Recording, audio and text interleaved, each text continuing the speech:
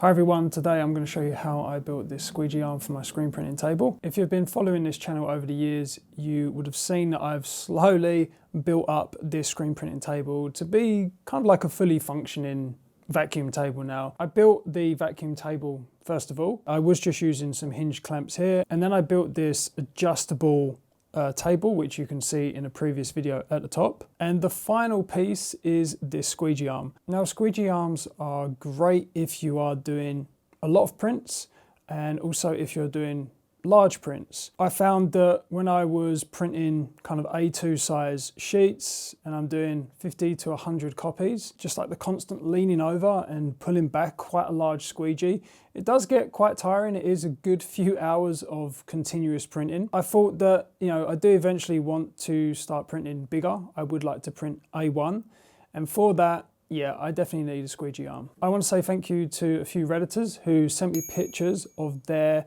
vacuum table, and they sent me pictures of the mechanism for the actual squeegee arm, so I could figure out how to build it. If you are new to screen printing, or if you've got any questions, that's a really good place to post. So it's quite a simple mechanism. All you've got is you've just got a pivot point at the top, which allows the squeegee arm to rotate this way. And then also you've got it moving from left to right. Now I've got these screws here, which essentially control the angle of the squeegee, because as you know, if you keep the squeegee more upright, you'll get less ink pulled through the screen. Whereas if you have a much lower angle, you'll really kind of smear that ink into the screen. So depends on what you're printing. You can adjust the angle of the squeegee, which is very important. And that's really about it. I've just used some scrap plywood, just some scrap steel and some aluminium for the bulk of the parts. Altogether, I reckon this has probably cost me, I'm not sure, 50, maybe 60 pounds in materials, nuts and bolts. So yeah, pretty cheap. So it just moves across the table. This is just a 20mm steel rod, and I've got these two bearing blocks attached to a bit of plywood. There's not much else to say. I'm going to show you the build now so you can see how I made it.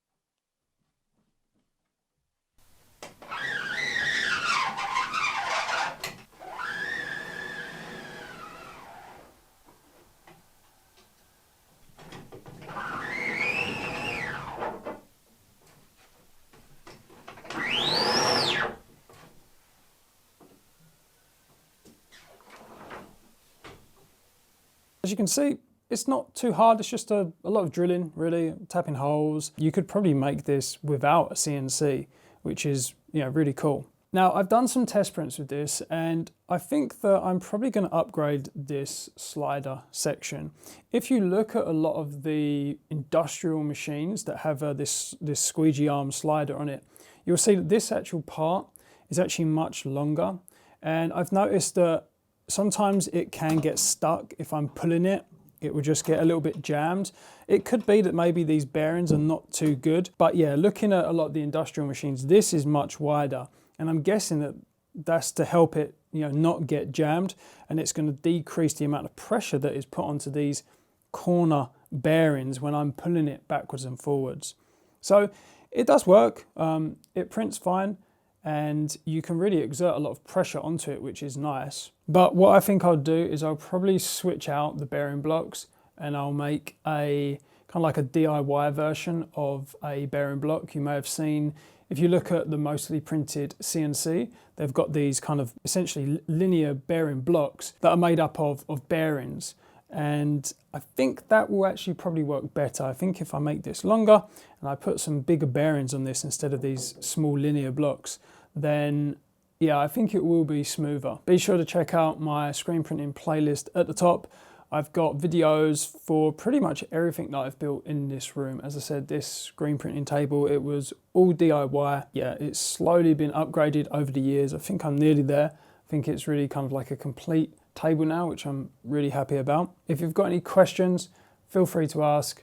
If you've got any screen printing questions in general, I'd highly recommend going over to the screen printing subreddit. That is it for today. Please like and subscribe, and I'll catch you later.